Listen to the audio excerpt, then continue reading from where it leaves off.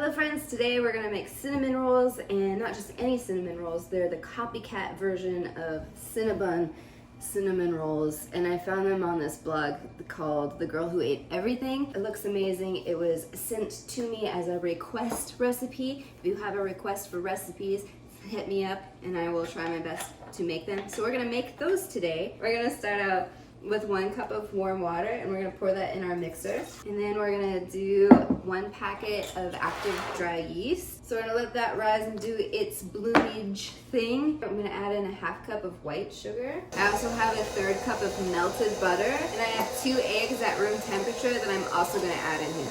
Now we're gonna add in 4½ cups of all-purpose flour, and if you have bread flour, you can use that too. All right, so I added all of our flour, and everything's getting pretty thick, so I'm gonna switch it to a dough hook. If you don't have a stand-up mixer with a dough hook, then you can flip it out onto your countertop and start kneading your dough.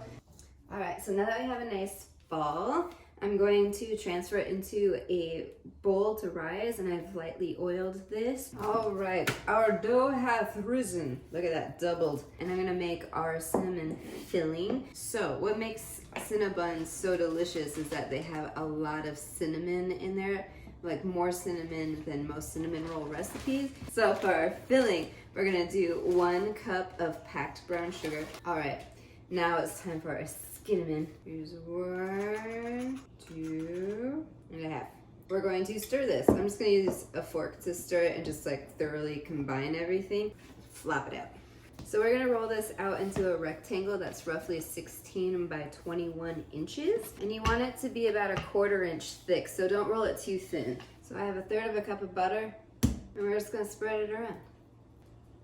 Awesome. So we got all that spread out, and now we're gonna take our cinnamon brown sugar mix and cover it. Yes, yes. I'm just gonna pack it down a little bit. So now that this is ready, we're gonna roll it lengthwise and in. You don't want a short little stubby roll. You want a long one.